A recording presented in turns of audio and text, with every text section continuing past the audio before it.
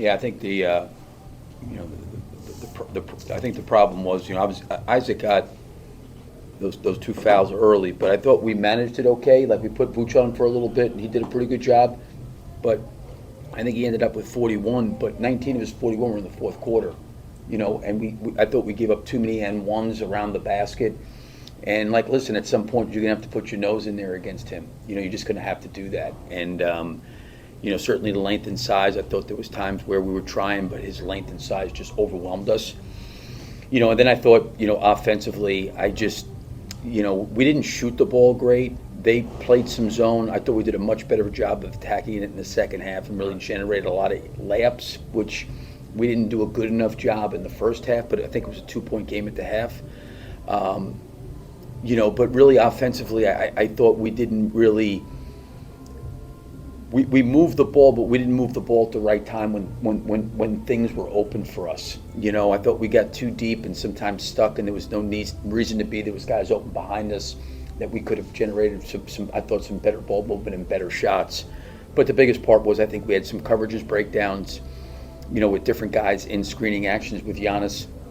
And certainly the glass, the offensive glass for them hurt us. How did Io look like to you in terms of his movement and minutes and just kind of overall impact? Yeah, I thought he played well. I mean, we ended up starting to dig ourselves a little bit of hole. I would have kept him out there a little bit longer, but I went back with Kevin just because I thought we needed maybe some shooting, maybe knock down a couple threes just to kind of get back in it. But I thought he looked good and he played fine, and probably the next two games it will be a minute restriction, but after that he'll probably be back to normal.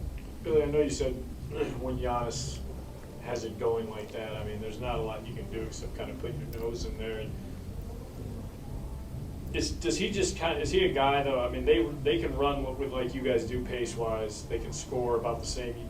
Is he the difference maker between the two teams right now? Is just that physically he can just do things that really tests your guys' front court.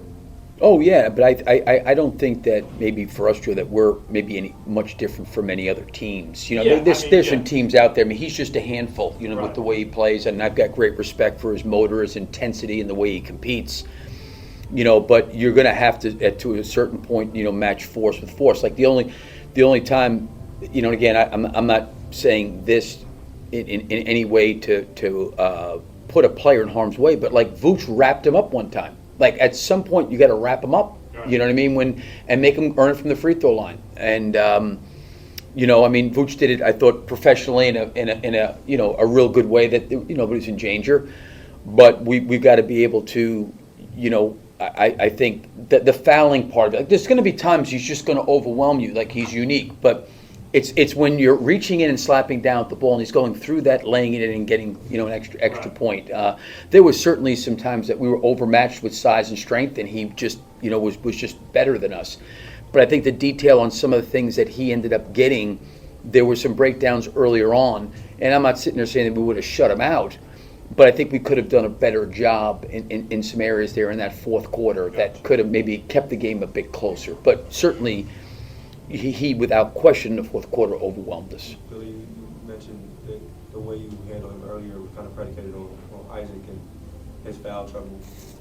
Obviously, from what we've seen, Isaac is best on sort of lead guards and wings and such, at least from where I sit. Are you comfortable with him needing to guard a guy like Giannis with the way this team is built? Guarding who now? Giannis. Oh, I'm sorry. Are you comfortable with Isaac needing to guard Giannis, considering the guys he usually ends up guarding? Yeah, I think for Isaac, he guards everybody. He's guarded, we've put him on everybody, and I think, at least when we played against Cleveland, he was there. He guarded DeMar, he guarded Zach, he guarded, a lot of different guys. So I just think that's just what he does. He's versatile enough that he can guard a lot of people. And, physically, I thought, his ability maybe to get underneath him a little bit and, slow him up. I actually thought Vooch did a really good job on him. I mean, we had a multitude of guys on him. Patrick guarded him, and I thought, at times did a pretty good job. So, again, some coverages caused some switches that we didn't necessarily want to do. We didn't execute it very well. But in terms of Isaac, I'm fine with him guarding any of those guys. And this is maybe a pebble in the pond, but they went to zone as much as maybe any team has against you guys this season. How did you feel like you guys handled that? I think, like I said, the first half, I think we could have been much better. The second half, I really like what we did. We generated a lot of layups, and they got out of the zone. They played it more in the first half because we were missing shots. There were some shots that we generated that were good, probably broke our rhythm a little bit. But, overall, I thought in the second half we ended up attacking it really, really well and got layups, and then they switched and went back to man. But that first half we could have been better. I wish we would have attacked it in the first half like we did in the second. When you look at the three-point discrepancy, Mhm. were you happy with the three-point shots that you guys were getting tonight? And just in the big picture, how have you kind of felt about the team's three-point production at this point? In terms of the attempts? Yeah. The number of attempts? The number and quality of attempts. The quality's been outstanding. The attempts have been low for two reasons. We've gotten to the free throw line a lot more than the previous year, and we have gotten to the rim a lot more. Those were two areas of focus because we were not great at those last year. So that has probably taken away some of our three-point attempts, but I'm okay with us getting more shots at the rim. I think the shots we've generated, at least from whatever they're looking at, second spectrum, whatever it is, I think, we're top 5 in terms of quality of shots, total number of threes. I'd like to see us get up some more, but I also don't want it to be at the expense of us potentially shooting free throws and getting to the rim. Sure. Do you feel like that's something that maybe just will naturally kind of fix itself a little bit when Kobe comes back, or like his volume just kind of? Yeah, I mean, I think so. I mean, I do, but like, I'm not that concerned about the number of threes because we've been, I mean, listen, for the last couple of years, we have not gotten to the free throw line a lot, and we've been a team now.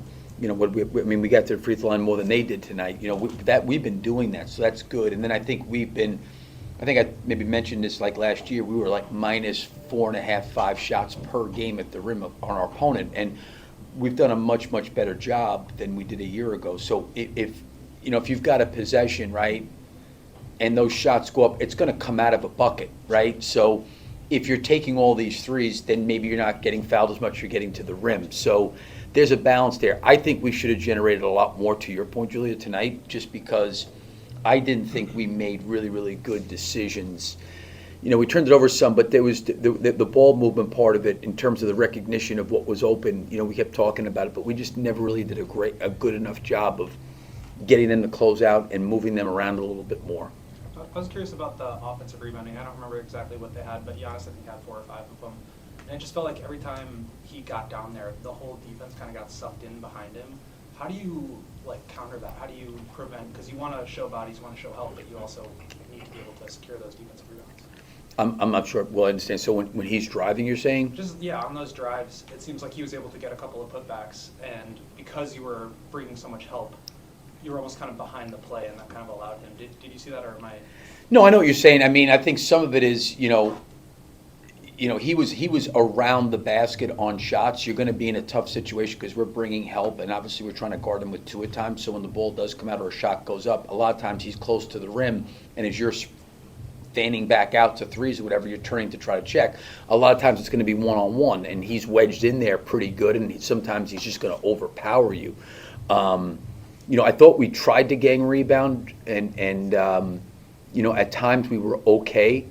I thought the way we started the game, offensive rebounding was really good. I mean, I thought Jalen did a great job when he got in there, offensive rebounding. But listen, he's a handful down there. I just think the three-point plays and some blown coverages and maybe us being overwhelmed at the basket. I mean, I have to look at the film on all of them, but certainly we were wedged down there, and at times his size and strength was just too much for us. That we have to be more physical. I mean, it's tough. He's a tough player to go with. It's a collective group effort to stop him.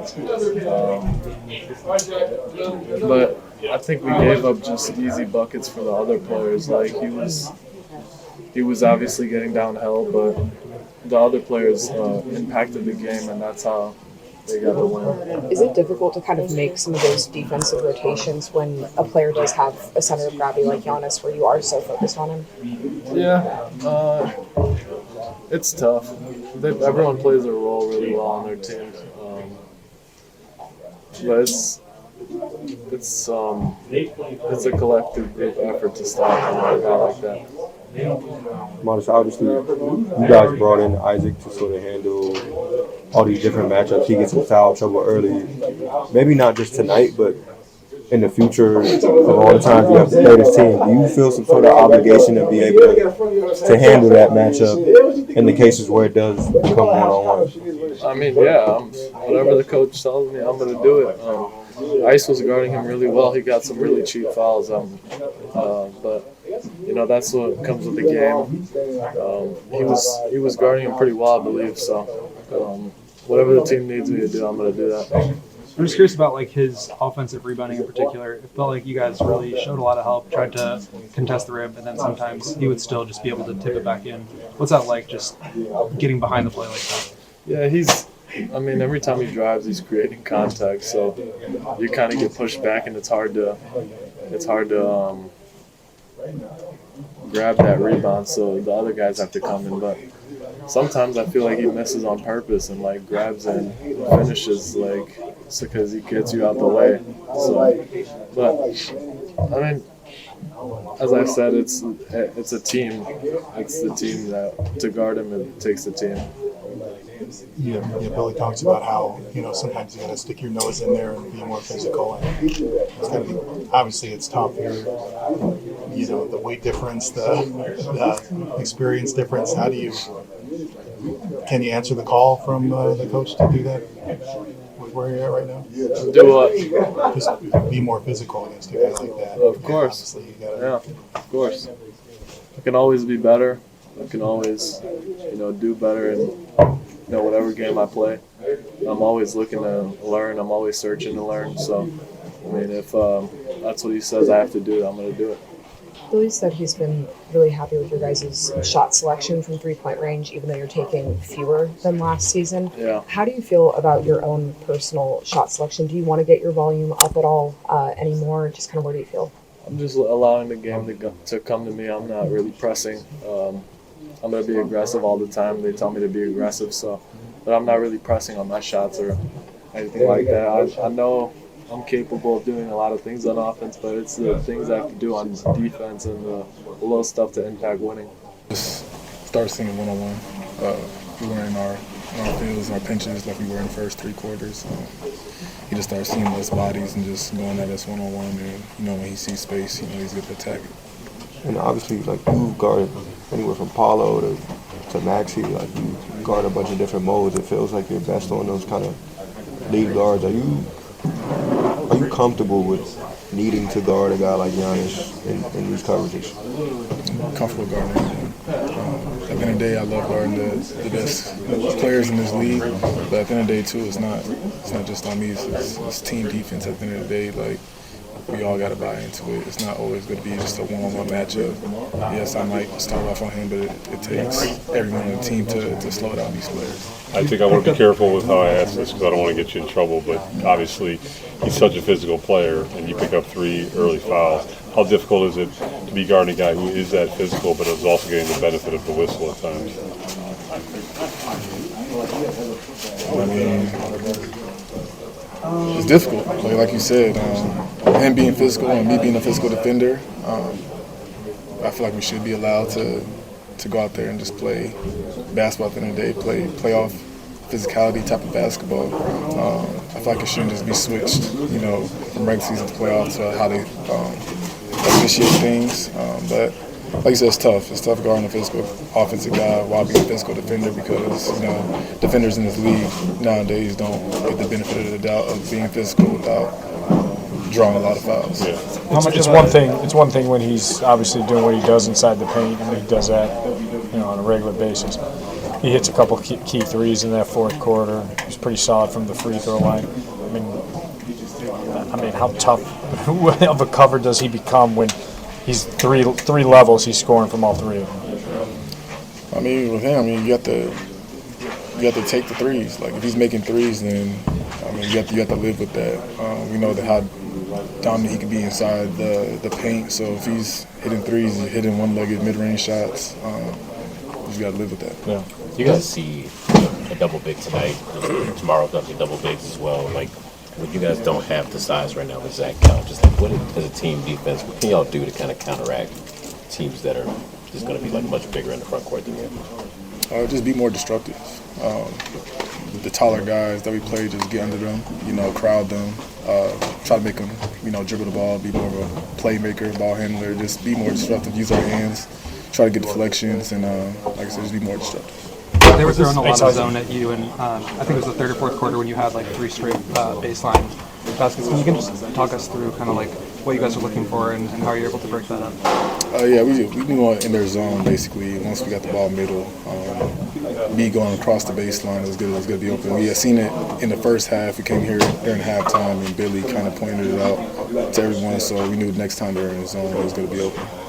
Was it ever your job to guard Giannis in Cleveland? You had so much size on that team. Was it kind of a new thing for you? It depends on who was playing there in that time, but I've guarded him in Cleveland. I think during that time they had Dame, so I was guarding Dame. I am curious because you see some of the defenders league-wide are kind of pointing at OKC's playoff run and saying, well, hey, this is how Lou Dort got to defend, this is how Alex Russo got to defend.